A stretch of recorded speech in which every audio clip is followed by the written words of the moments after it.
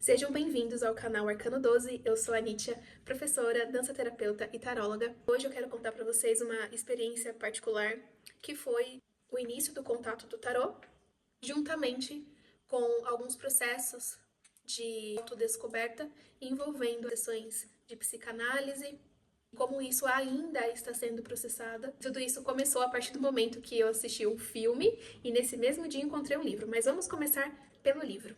Segundo a obra Yang e o tarô é uma ferramenta de redescoberta. E eu vou explicar um pouco para vocês como que foi para mim o início do uso dessa ferramenta. Eu estava passando por um momento difícil com relação a um dos meus gatos. Na época ele estava muito doente, estava internado e eu não estava conseguindo lidar com essas emoções. Então eu recorri ao estudo do tarô como uma forma de eu estar ali me distraindo, né? Tendo uma coisa positiva para fazer, para desviar um pouco da preocupação e da ansiedade que eu estava sentindo. Aí eu lembro que na época eu tava falando com o meu terapeuta e no final das consultas eu tinha o costume de tirar uma carta, até que uma vez ele perguntou pra mim, então, como que isso pode ajudar no seu processo terapêutico? E eu não soube muito bem responder, logicamente, porque depois que eu tirava a carta com ele, a gente desligava a chamada e eu ia meditar sobre o que tinha saído depois, né? E aí o significado eu ia interpretando durante a semana. Essa pergunta ficou na minha cabeça, né? Que de fato eu estava associando a tiragem de cartas com o processo terapêutico. E aí foi lendo o livro do Carl Jung e o tarô na jornada arquetípica que eu descobri que o uso das cartas são como o processo de individuação. Você usa uma técnica chamada visualização ativa. E aí eu comecei a perceber que quando você visualiza as cartas, você começa a ter contato com algumas memórias do seu subconsciente. É até engraçado que você veja um arcano e você pode interpretar ele de uma forma super engraçada. Mas aí depois de rir bastante, você vai perceber como que aquilo faz sentido dentro de você. Por exemplo, eu comprei o deck do Tarot de Marselha e aí eu fui tirar pro meu marido, né? E aí ele tirou a carta da torre. E eu perguntei pra ele, fiz um teste com ele, né? Eu falei, o que que você vê aqui nessa carta? Aí ele respondeu algo muito engraçado, como se, tipo, tivesse duas pessoas dançando break no carnaval, no meio do confete. E aí eu fiquei, tipo, totalmente aleatório, né? Nada a ver com o significado da torre. Eu vou pegar a carta pra vocês verem. Essa foi a carta que ele tirou do deck de Marselha. Eu, particularmente, não gosto muito desse deck. Mas aí, realmente, se você for olhar, parece duas pessoas que estão dançando break no meio de um monte de confete, né? Carnaval. Significa aquele momento de desconstruir, quebra, de ruptura. E o meu marido, ele tem uma certa resiliência com momentos difíceis. É que faz sentido, porque mesmo que a vida dele esteja caótica, ele ainda consegue manter o bom humor. É lógico, ninguém é de ferro, mas ele ainda consegue seguir adiante, a gente ainda às vezes consegue fazer piada da situação. Então veja que ele conseguiu extrair a forma com que ele consegue lidar com os problemas que a torre ia anunciar, com essa ruptura, né, com esse momento de caos. Então a energia é bem essa que ele tem, né, dançando break no carnaval. Então tá tudo dando errado, mas a gente vai continuando a caminhada, rindo dos problemas. Mas no geral, para ficar melhor para vocês entenderem, eu vou separar em dois pontos. O primeiro deles é como que Carl Jung vê a mente humana, como ele aborda os fenômenos da mente e como o tarô entra dentro dos seus símbolos e como ele pode realmente ajudar a extrair lá do subconsciente e trazer à tona questões profundas. Certo, então eu comecei a somar essas duas coisas. O que eu estava tratando com o meu psicólogo. Depois eu comecei a pesquisar um pouco mais sobre a simbologia dentro da visão do Jung. Mas aí eu sinceramente comecei a bugar, porque ele traz esses conceitos de uma forma bem metafísica. E eu, sinceramente, tenho a minha imaginação muito fértil. Quando você começa a trabalhar a sua imaginação ativa, não há limites. Não há limite para a imaginação, não há limite para a fantasia. Então eu comecei a bugar. Você entra num aspiral E de repente você tá igual o doidinho da Praça da Sé, vendo sinais em tudo. E eu não queria isso, né? Eu queria chegar a pontos que realmente fossem esclarecedores para mim, eu pudesse conhecer um pouco mais sobre mim mesma e redescobrir partes que ao longo do tempo foram se perdendo dentro de mim. Então, a terapia com o meu psicólogo foi muito fundamental, serviu como uma âncora. Ainda mais porque ele usava a abordagem freudiana. É como se eu fizesse toda uma interpretação com os arcanos maiores, com os símbolos de Carl Jung, e depois eu chegasse, escrevesse tudo aquilo que eu estava sentindo, todos os meus pensamentos, toda a minha autoanálise, e depois levasse isso para o terapeuta, e aí ele fazia uma espécie de filtro com a visão freudiana dele.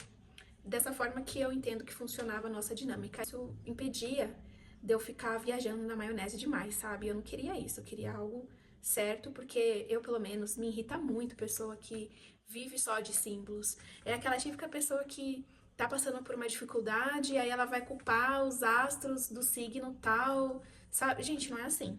Às vezes você precisa melhorar um ponto seu, não tem nada a ver com o seu signo. Mas eu confesso que você estudando o seu mapa astral, você descobre muitas coisas sobre a sua própria persona. Eu mesma adoro estudar meu mapa astral. Quanto mais coisas eu procuro, mais eu encontro informações sobre mim mesma. E isso é muito legal. Eu posso até dizer que quando eu não faço esse estudo, essa autoanálise, é quando eu realmente me perco nas projeções mundanas e acabo matando o meu tempo precioso nessa existência, não fazendo exatamente o que eu deveria fazer, né? A segunda parte é de fato a questão da jornada do herói e como o inconsciente coletivo está representado nos arcanos maiores, porque sim, o tarô ele é dividido entre arcanos maiores e menores. São ao todo de 22 arcanos maiores.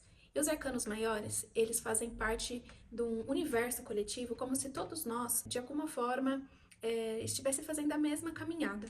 Tá, mas aí no fim, o que isso tudo tem a ver com o tarô? O entendimento que o tarô foi construído pelos 22 arcanos, existe a jornada do herói. Depois eu fui pesquisar mais sobre, eu descobri que tem um autor chamado Joseph Campbell, e ele escreveu sobre isso, né, no livro chamado O Herói de Mil Faces. Dentro da visão do autor, como que em diversas culturas ao redor do mundo sempre há essa mesma caminhada sobre a questão do inconsciente coletivo. Lá ele fala sobre o monomito. A ideia do monomito está presente em muitas culturas, onde há sempre um herói na jornada de autoconhecimento. Nos filmes do Harry Potter, nos Jogos Vorazes, Star Wars, Jesus faz a jornada do herói, né? É só acompanhar toda a história dele, você vai perceber os paralelos. O herói em si, ele sempre é despertado por uma dor que convida para uma jornada fora do seu campo habitual, fazendo ele romper com a zona de conforto. E essa zona é exatamente um lugar onde ele conhece. Então, quando você sai desse lugar onde você já está acostumado, muitas vezes tem uma resistência, você não quer ir, porque é algo um pouco desconfortável, dá medo. Eu fui orientada pela minha deidade, pela Hecate. Eu já sabia que tudo isso ia acontecer, né? Que algo forte estava vindo para minha vida, que seria para transformar, só que eu não sabia que isso viria através da dor. E o luto, ele tá muito ligado com esse meu processo, né? Com a minha jornada do herói. Então eu não perdi só o meu gato, eu perdi um amigo, depois, tão recentemente, perdi outro gato ainda no dia do meu aniversário, então eu tô sempre sendo levada a situações onde o meu ego, ele é confrontado. Por isso que eu sei que eu tô no caminho certo, porque essas coisas são desconfortáveis e o desconforto é que realmente nos leva à transformação. Infelizmente, quando a gente vence essa barreira, a gente vence o desconforto e a gente aprende algo com isso e ensina os outros, é quando a gente realmente está fazendo o processo de forma correta. O herói sai da sua zona de conforto, vai em direção aos desafios, vai em direção à caverna do dragão. Nesse caminho ele tem diversos tipos de confrontos, mas ele também tem ajuda, ele também tem os seus mentores, se encontra o dragão, não necessariamente para derrotá-lo, mas sim para encará-lo. E esse dragão nada mais é do que o nosso inconsciente, o nosso self, aquilo que está lá dentro. E olha que interessante, nas mitologias o dragão sempre guarda um grande tesouro. E esse tesouro nada mais é que o reencontro dos nossos potenciais, as virtudes da nossa alma. Isso você vai encontrar em diversas histórias. É isso que eu venho fazendo. Estou indo em direção à caverna do dragão, estou indo em direção ao tesouro que ele guarda, e que eu de fato não quero derrotá-lo, e sim encará-lo de frente, sem medo, e fazer essa integração. É muito interessante até eu estar usando essa questão, esses pontos, né, da morte, do dragão, até tem questões mais voltadas para libido também, que é algo que eu gostaria de trazer aqui no próximo vídeo, porque tudo isso está integrado a nós e infelizmente é negligenciado durante boa parte da nossa vida.